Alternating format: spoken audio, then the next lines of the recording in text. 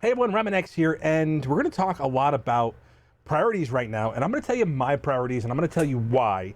And I think you may want to adopt a portion of this for your roster. And I think this is the problem, is with the release of the information for the scourges and sagas, you're panicking a little bit and focusing on something that's far off in the future.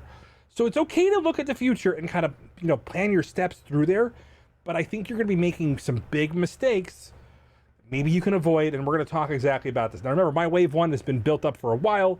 I've started to build up some Hero Avengers. So let's start with the basics here, all right? So we're going to start with, I think, is the only thing as far as sagas you should be concerning yourself about right now is going to be getting your, and again, you don't have to do it right away either. I'm going to be doing it on stream pretty much day one to see if it makes an impact at all. All right, let's start with the basics here. So the patch is going to give us an indication whether or not ISO and the gear that's farmable to make sure we can allocate this gear judiciously on our roster is going to be made available. But the Darkhold team is a team that if you had invested your blue ISO 4, now I've not bought any offers, I've only put the blue ISO 4, except some misclicks, on this team, and I just need 2k more blue ISOs, and I could equip her. And I've got the ability to do the saga once I get her to G15. So there's some information. I'm going to have a saga FAQ, but we're going to be able to do her saga, MILF saga, and be able to get the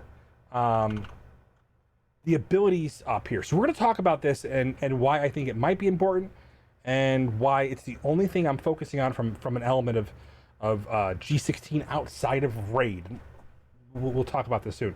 Because we don't know what the raid rewards are specifically. We've got some pretty good idea that some of the new stuff we're going to need down the road is going to raids, which means if you want to start equipping G17 at all and you can't build your raid teams ready to go, you have shot yourself in the foot and you're taking some pretty shitty advice. Sorry, YouTube.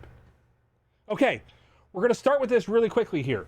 So there's some new abilities. The awakened abilities for Morgan Le Fay are as such. Okay, all right. So her time warp and her Fey Queen, this passive. Okay. On spawn. Okay, 50% max health. Darkhold allies max health. All Apocalypse and all Horsemen allies gain max health. Gain 100% resistance. Darkhold allies gain 100% resistance. Apocalypse and all Horsemen allies gain 100% resistance. This is huge in the idea that maybe Rogue will be able to come into the assist in arena defense. Now, that may not even happen. So if this saga comes up, there's no reason to rush to complete it unless you care about these two abilities. Apply speed up for 2 turns, immunity for 1 turn to self, an Apocalypse ally, all Darkhold allies, and all Horseman allies. Okay? So there it is, guys. Literally, the 2 abilities that will be affecting just Rogue, in addition, if you decide to go ahead and do her saga. And honestly, when this saga opens, if you don't care about using Rogue in Arena, don't bother. You have a lot of time before you do that. So let's start with the most important pieces of the puzzle here and where I think your resources are going to want to go. Now, and I want you guys to know this, by doing both sagas, Chapter 1 and Chapter 2 on this, difficulty 1 and 2, you will get enough material by just the completion to get these 2 abilities. So be aware, that's been confirmed by the devs for us. So it'll be in my FAQ coming sooner in another video here. So that's the big deal. So, goodness, there's a lot of things going on around there. We just got the new Gamma team announced. So massive panic. What do I do? So many characters to bring up. Where do I start? And the answer is and will remain your raid teams. And so the reason why I say that is Darkhold is my raid team. Because of their astounding power, adding Dormammu to the team, potentially even Deathpool on the team, I already have the makings of a better raid team than New Warriors are right now. And I could probably mix them up if difficulty justifies that. But for now, this is my raid team. More importantly, because I'm going to need the ISO Blue 4 on this team, they're going to be my raid team anyway if I'm smart. All right, so we're going to start there. All right, moving on. We're going to talk about this new tech team showing up All right.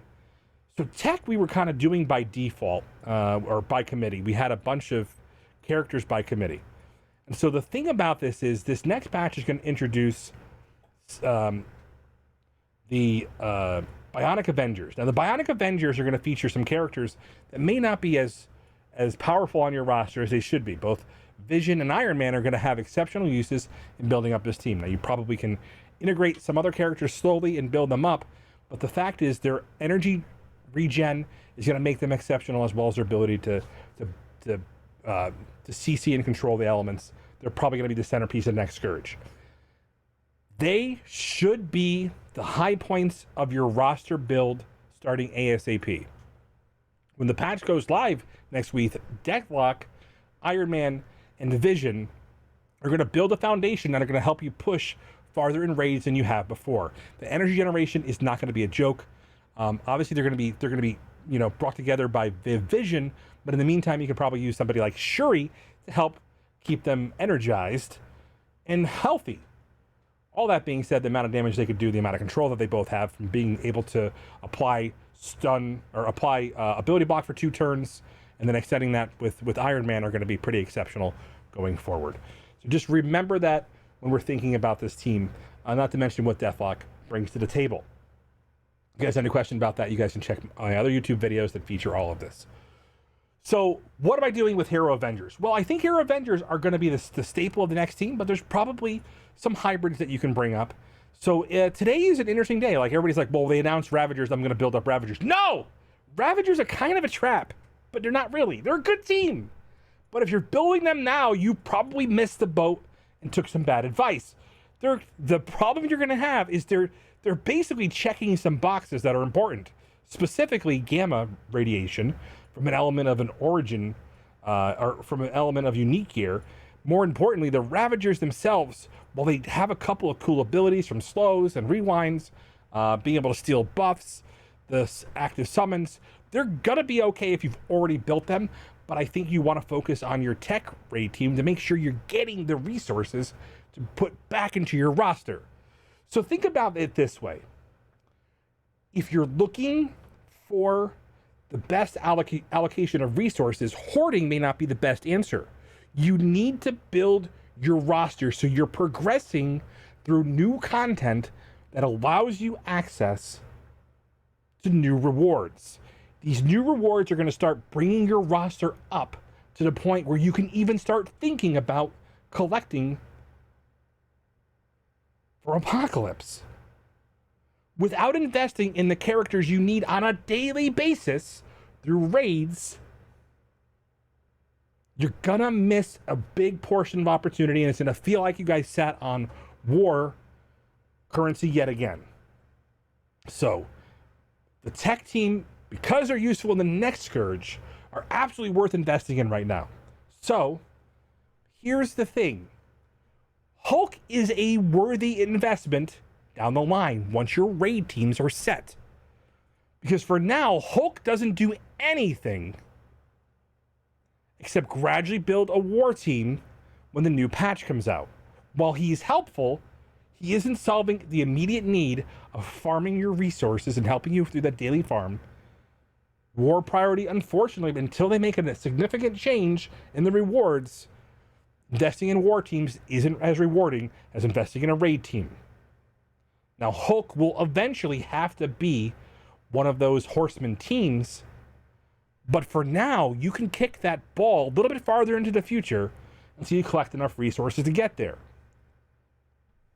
I know, it's unpopular opinion. Only build the horseman teams. Well, how the are you getting the resources to build anything if you're not building raid teams?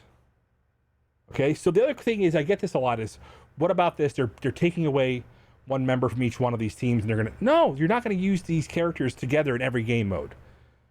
It's just not gonna happen. There's gonna allow you a lot more flexibility, a lot more creative engines, and if you do use them, you may find yourself, especially with the way the Crucible's built, that one room that you either win or lose on doesn't win you the war.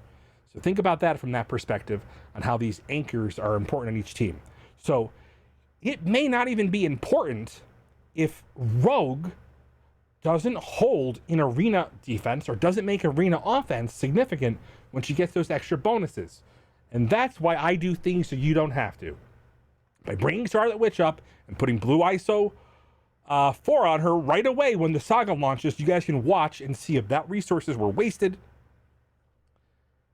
before you make that level of commitment.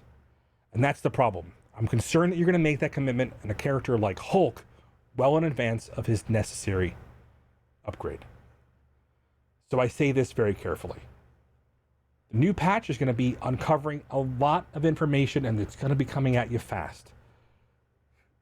People are trying to farm views off of you by telling you things that you want to hear. I'm telling you uncomfortable truths so that you make the right investments, because what you do daily to gain and garnish significant rewards from both your arena and your raids are still going to be a priority, and that won't change. Stay tuned. I do things so you guys don't have to. Sagas look like a lot of fun, but not if you've built out characters and can't participate when they're needed and when they're essential. See you soon.